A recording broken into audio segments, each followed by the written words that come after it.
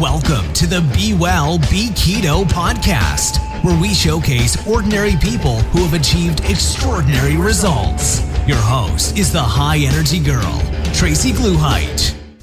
Hey everyone, welcome to another episode of Be Well, Be Keto. And today I'm super excited because I have Tiffany Marr, who is this amazing gal that I found on Instagram. So welcome to the show, Tiffany.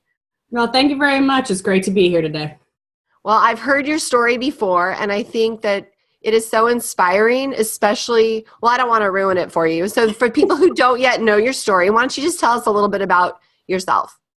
Well, I guess a lot of people on Instagram specifically know me for my thyroid saga story. At 18, I was diagnosed with my first thyroid disease, which was Graves' disease, which led me to being hypothyroid. And then last year I was diagnosed with thyroid cancer. And then after that, I had my thyroid removed. And so that was last year. And then beginning of this year, I was researching the ketogenic diet and then started it in April. And I've been rock and rolling with that. And keto has been the only thing that's really helped me in my life living without a thyroid. So when you were in high school, you got diagnosed with Graves. So for people who don't know, what is Graves' disease? Graves' disease is hypothyroidism. Basically, it's a giant goiter on your neck. There's a lot of different symptoms that come along with it, but I had a goiter on my neck. So my thyroid was basically on overdrive. I was overproducing thyroid hormone, which I wasn't aware of until I went to the doctors to do a regular physical for college, and then discovered that. So. And what's a goiter?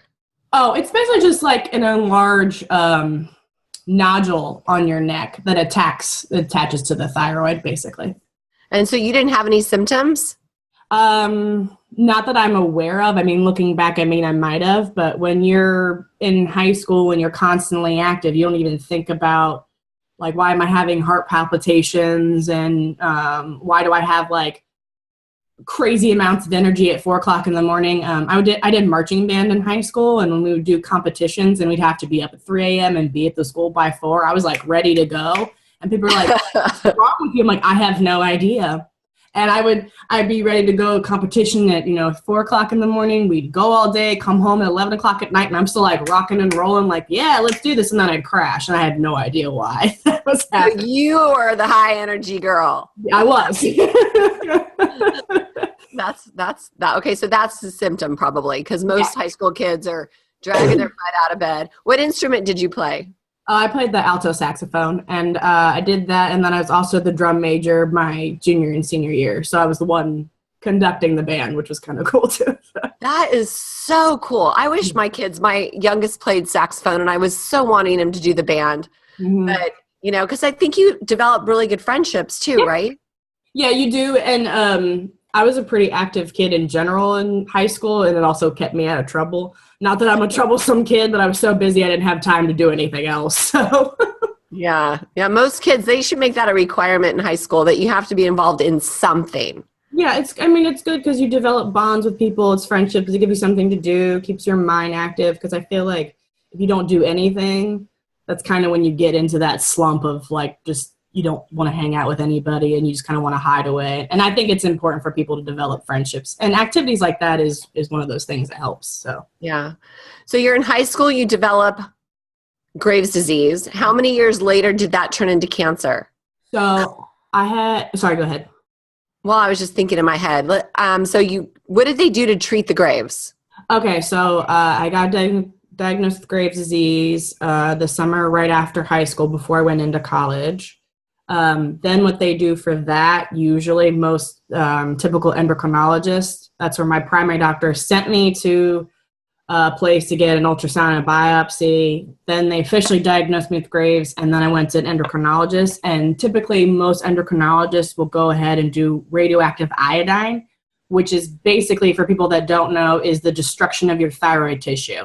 It's basically you take a pill and that iodine attacks all of the thyroid tissue that you have in your body. Because it's not just up in your neck. You have thyroid tissue throughout your body as well. So, and then after that radioactive iodine treatment, that makes you hypothyroid. I still had my thyroid. It was still low functioning, but it wasn't enough to sustain me without medication. So people that get that treatment, you also go on thyroid supplement. So I was on that from the age of 18 until, oh my goodness, I had to think about that. Sorry.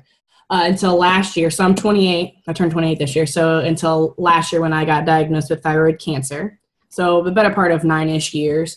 And then last May, I had my surgery. And then they took out my entire thyroid, 19 lymph nodes, and the muscle in my neck where the cancer had spread. And so now they put me on a different supplement because once you've had cancer, they put you on what's known as Synthroid. That's like the brand. Everybody goes on it once you've had thyroid cancer and had your thyroid removed. So that's what I'm on right now. So it's been about 10 years of my thyroid saga.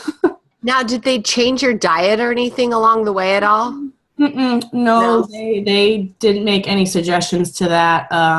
In fact, a couple times I've gone into the doctor, and the place that I go to for my endocrinologist, it's a teaching hospital. So a lot of times I'd get residents, and I've had a couple of them be like, you're really overweight.